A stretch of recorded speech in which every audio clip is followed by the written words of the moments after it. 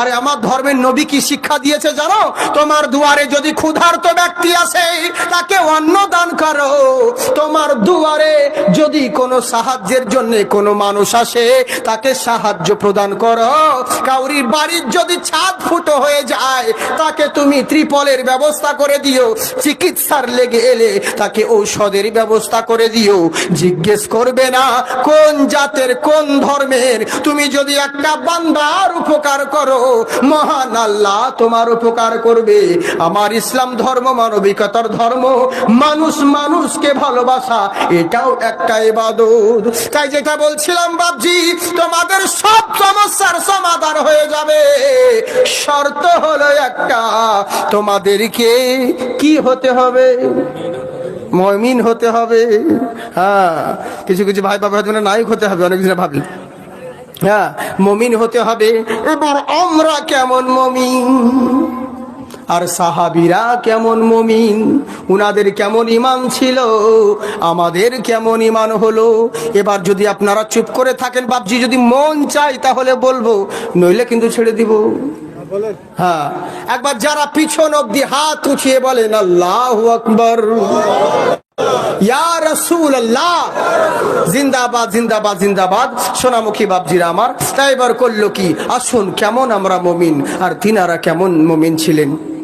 আমার ঘটনা যদি আপনারা শুনেছেন, খুব সুন্দর কথা, কিন্তু বেশি দূর শোনেন নাই। আসুন নবীকে পাওয়ার জন্য তারা সাহাবীরা কি কি করেছেন আর আমরা নবীকে পাওয়ার জন্য কি কি করছি। আহারে, মদিনা থেকে মক্কা থেকে হিন্দ দেশ, এক নয় দুই নয় 1800 মাইল দূরে, 1800 কিলোমিটার দূরে মক্কা থেকে হিন্দ দেশ। কিন্তু হেদায়াত কাকে বলে আর ঈমান কাকে বলে? হেদায়াতের মালিক কে বাপজি? আল্লাহ। আল্লাহ যদি কাউরে হেদায়াত না দেয়, এদের পয়সা গুনা শেষ হয় না ভাই? হ্যাঁ, হেদায়াত আল্লাহ যদি না দেয় কেউ হেদায়াত হতে পারবে না। হেদায়াত যদি আল্লাহ কাউকে না দেয় কেউ হেদায়াত হতে পারবে না। আর আল্লাহ যাকে হেদায়াত দিবে কোন মোল্লার রুখতে পারবে না। তাই তো বাপজি, আপনারা যেখানে বসে আছেন নিজের ইচ্ছায় বসে আছেন কি? আল্লাহ আপনাদেরকে বসিয়েছে তাই বসে আছেন। হ্যাঁ, নইলে কতজন ছিল চলে গেছে, এখনো শেষ অবধি যে সবাই থাকবে এর কোনো গ্যারেন্টি নেই। আল্লাহর বাগান দে, পয়সা দে তাড়াতাড়ি। সুবহানাল্লাহ সুবহানাল্লাহ। হ্যাঁ, এই দেখেন একজনা 620 টাকা দিয়েছে, আল্লাহ তুমি তার নেকদানকে কবুল করুক। মাশাআল্লাহ সুবহানাল্লাহ। তো আল্লাহ যাকে হেদায়েত দান করে সেই হেদায়েত হয়। নইলে নবীর বাড়ি আর আবু জাহেলের বাড়ি কত দূর? কাছাকাছি। যারা হাজী সাহেব আছে তিনারা জানেন, কাছাকাছি। নবীর বাড়িতে ছেলে কান্না করলে আবু জাহেলের বাড়ি শুনতে পেত। আবু জাহেলের বাড়িতে যদি তরকারি রান্না হয় নবীর বাড়ি খুশবু আসতো। অথচ এত কাছাকাছি বাড়ি, এত কাছাকাছি বাড়ি, কিন্তু নবীর ঘর থেকে কোরআনের আলো ছড়ালো, নবীর ঘর থেকে কোরআনের বাণী ছড়ালো। সেই নূরের আলোতে সারা জগৎ আলোকিত হলো। অথচ পাশের বাড়ি আবু জাহেলি হেদায়েত হলো না। হ্যাঁ, পাশের বাড়ি আবু জাহেলি আলোকিত হলো না। তার মানে কি? তার মানে আমার আল্লাহ যাকে হেদায়াত দান করেন সেই হেদায়াত হয়। আল্লাহু ইয়াখতাসসু বিরহমাতিহি মাইয়াশা। আল্লাহ রহমত যার উপরে হয় সেই হলো প্রকৃত ধন্যবান।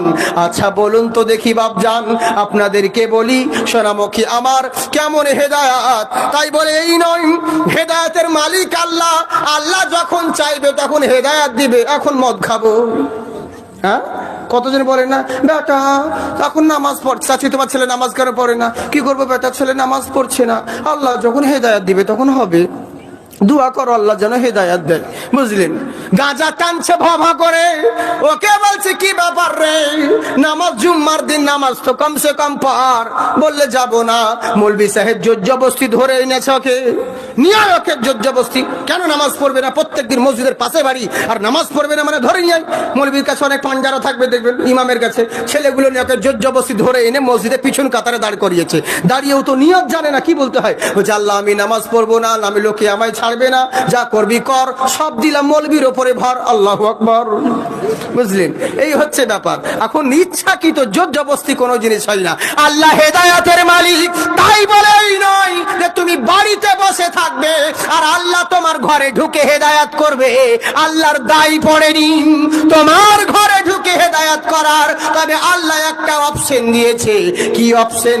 আল্লাহ বলেছে, বান্দারে তুই যদি আমার দিকে ঘর থেকে বেরিয়ে এক ধাপে গিয়ে আসিস, আমার কুদরত তোর দিকে 10 ধাপ এগিয়ে যাবে।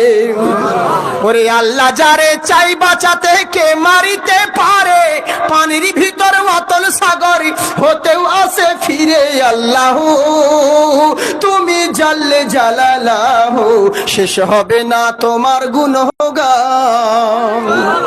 ও হয় আমার মাওলা গো, তুমি নীল দরিয়ায় রাস্তা গড়ো, ফেরাউনকে ডুবিয়ে মারো, মুসাকে করিয়ে নিলে ত্রাণ। নমরুদেরই অগ্নিবাণ খলিল দেখেন ফুল বাগান, নমরুদেরই অগ্নিবাণ খলিল দেখেন ফুল বাগান, নিমিষে ছিনিয়ে নিলে সাদ্দাদেরও ধনবান। আল্লাহ তুমি জাল্লে জালালাহু, শেষ হবে না তোমার গুণগান। তাই আমার আল্লাহ পাক বলে, বান্দা শোনো, আমি যাকে হেদায়াত দিই তারা হেদায়াত পাবে, কিন্তু আমার দিকে ঘরে বসে থাকলে হবে না, আমার দিকে এগিয়ে আসতে হবে। এবার করলো কি? হেদায়াত পাওয়ার আশায় হিংস দেশের একমাত্র রাজার ছেলে, ওদিকে রাখুন, নজ করতে দিন, বুঝলেন? জিনারা দিবেন, যদি মনে করে বাড়ি যাব তাহলে পয়সা দিয়ে যাবেন বাকি টাইমে, হ্যাঁ। আর যদি না যান তাহলে শুনুন, খুব মূল্যবান কথা বলছে আপনাদেরকে, হ্যাঁ শুনবেন তো। হাত উঠিয়ে বলেন, ইয়া রাসূলুল্লাহ। ছেলে সন্তান, বাবার কানে খবর গেল, কি ব্যাপার বাবারে, তোর নিয়মে অনেকজন অনেক রকম রিপোর্ট করছে। বলে কি রিপোর্ট করছে আব্বা জান? বলে তোর নিয়মে অনেকজন অনেক রকম রিপোর্ট করছে। বলে কি রিপোর্ট করছে আব্বা জান? বলে তুই আমার একমাত্র ছেলে, তুই নাকি দিন রাত না খাওয়া না দেওয়া অবস্থায় কোথায় মন্দিরে মন্দিরে ঘুরে বেড়াচ্ছিস, গির্জায় চার্চে ঘুরে বেড়াচ্ছিস। এ কেমন তোর স্বভাব? বাদশার ছেলেকে এরকম মানায় না, এ কেন করে বেড়াচ্ছিস? বলে আব্বা জান তুমি আর বলবে না। বলে কেন রে? বলে আচ্ছা বলো তো আব্বা। বলে কি বলো? বলে তুমি কতদিন গদিতে আছো? বলে এই তো কিছুদিন হলো। তোমার আগে কে ছিল? বলে আমার আগে ছিল বাবা। বলে তোমার পরে কে থাকবে? বলে বাবা তুই। না তাও তো জানি না। বলে তুমি কতদিন থাকবে গদিতে? বলে আমি সেটাও জানি না। বলে তাহলে আব্বা চিন্তা করো, যেই গদি তোমার বদলাচ্ছে, যেই গদি তোমার পরিবর্তন হচ্ছে, মানুষ জিন্দা হচ্ছে, মানুষ মুর্দা হচ্ছে, সূর্য উঠছে, সূর্য ডুবছে, পৃথিবী ভূমণ্ডল যে চলছে, এর জন্য একটা অটো বাটন যদি হয় তাহলে তো কাউকে টিপতে হবে। যদি ম্যানুয়াল হয় তাহলে অনেকগুলো সুইচ আছে, অনেকগুলো হাতের প্রয়োজন আছে। আর যদি অটো হয় তাহলে একজন তো লাগবে। কিন্তু পৃথিবী ভূমণ্ডল চলছে, এর সৃষ্টিকর্তা তো হাজারটা হতে পারে না। নিশ্চয় একজন কেউ আছে যে তোমার গদি পরিবর্তন করছে, যে তোমাকে জিন্দা করছে, মুর্দা করছে। একজন তো আছে, সেই একজনটাকে, ওই পৃথিবীর সৃষ্টিকর্তাটাকে আমি তাকে পাওয়ার লেগে দিনরাত মন্দিরে মসজিদে ঘুরে বেড়াচ্ছি আল্লাহকে পাওয়ার জন্য। যে আল্লাহকে সৃষ্টিকর্তা পাবো কোথায়? বুঝেছেন? এরই লেগে ঘুরে বেড়াচ্ছি, কোনো আড্ডা মেরে বেড়াই না। বললে বাবা তাহলে তুমি যে ঘুরে বেড়াচ্ছ না খেয়ে না দে, তুমি কি সন্ধান পেয়েছ? বললে না বাবা পাইনি, সন্ধান আমি পাইনি। বলে কেন? বলে কিছুদিন আগে 3টে বছর ধরে একজন গির্জায় আমি থাকলাম। ও বলছে এটাই আমাদের ভগবান, এটাই আমাদের পৃথিবীর সৃষ্টিকর্তা। এই বলে ওর সঙ্গে আমি পূজা পাঠ শুরু করতে লাগলাম। আবার কিছু দূর যাওয়ার পরে কাউকে দেখি গঙ্গাইয়া খাটু পানিতে নেমে গঙ্গার পূজা করছে। বলে পানি হলো জীবন, ওম গঙ্গেশ্বরী জলেশ্বরী মহাসুদা মাহে নমস্তুতে। গঙ্গা হলো মা, জল হলো মা। পানি না হলে মানুষ পেটে একবার না খেলে প্রাণী মারা যাবে না, কিন্তু পানির প্রয়োজন আছে, পানির দরকার আছে। গঙ্গাই আমাদের ভগবান, পানি আমাদের ভগবান। কেউ জলকে পূজা করছে, আবার যখন তৃষ্ণা নিবারণ হলো পূর্ব দিকে দেখি এক হাঁটু গঙ্গাতে নেমে সূর্যকে পূজা করে। ওম শ্রীরামেশ্বরেতি নমস্তুতে, সূর্যের পূজা করতে আছে বলে সূর্য শক্তিমান, সূর্য ভগবান, কারণ সূর্যই তো পৃথিবীতে আলো দেখাচ্ছে। যদি সূর্য না উঠে পৃথিবী অন্ধকার হয়ে যাবে, তাহলে একটা সূর্য এত বড় পৃথিবীকে আলো দেখাচ্ছে, তাহলে এই আমাদের ভগবান, এই আমাদের সৃষ্টিকর্তা। এই বলে সবাই সূর্যকে পূজা করছে। আবার সন্ধে হয়ে গেল, সূর্য যখন ডুবে গেল, আমি চিন্তা করলাম যে ডুবতে পারে সে কোনোদিন ভগবান হতে পারে না। কি হচ্ছে রে ভাই? Hello check, hello. এমনিতে তো আমি খুব জোরে বলছি, বুঝেছেন তো, মাইকের ক্যালমাতে নয়, আমার ক্যালমাতে চালাচ্ছি। হ্যাঁ, শুধু আপনাদের মহব্বতে বলছি। স্পিরিটে বললে অসুবিধা হয় না তো আপনাদের? ধীরে বললে বহু সময় লেগে যাবে, বুঝলেন তো। অনেকজন আমাকে বলে হুজুর এইটুকু কেন বক্তব্য, কালকে দীঘা, পরশু দিনকে দীঘার প্রোগ্রামে বক্তব্য রেখেছি 1 ঘন্টা 20 মিনিট। তোরা বলছি হুজুর এত তাড়াতাড়ি ছেড়ে দিলেন। আচ্ছা অবে তো হিসাব করে দেখ, তুই যে 30,000 40,000 দিয়ে বক্তা লিয়ে এসেছি, তাদেরকে দেখ 3 ঘন্টা ধরে ওয়াজ করলো, আর আমার 1 ঘন্টা 20, হিসাব কর, মেকআপ দেখ, সমান হবে, বুঝলেন। কারণ আমি ধরে ধরে শুরু করে করে ওই করি না, একদম ধরে ধরে স্টার্টিং। মানে অনেক সময় আছে, সময় পেলে সেটা আলাদা বিষয়। জীবনী হলে দরুদ পড়ানো, আরো অনেক দরুদ, ছোট্ট করে দরুদ পড়েন, কারণ সময়ের দিকে লক্ষ্য রাখতে হচ্ছে। তারপর বিভিন্ন রকম হাম খুতবা পড়তেই করতে এইদিকেই পাঞ্জাবি টাইট করা, নাক পড়া, মাইক ঠিক করা, গলা ঠিক করা, এদিকে আধা ঘন্টা শেষ। এই জন্যে সময় দেখলাম ওইটুকু সময় যতটুকু পারি, কারণ সময় তো বিশ্বাস নেই, মাইক খারাপ হয়ে যেতে পারে, বৃষ্টি চলে আসতে পারে, অনেক কিছু ব্যাপার থাকতে পারে। আপনারা হয়তো লুঙ্গি তুলে ধরতে পারেন, বুঝলেন। এই জন্যেই দেখলাম যে তারা শুরু করে দেওয়া ভালো। তো এরই জন্যে আমি সেরকম করি, তো মনে কিছু করেন না। আর যদি বলেন ধীরে বলতে, তাহলে বলছি। হ্যাঁ বলবো।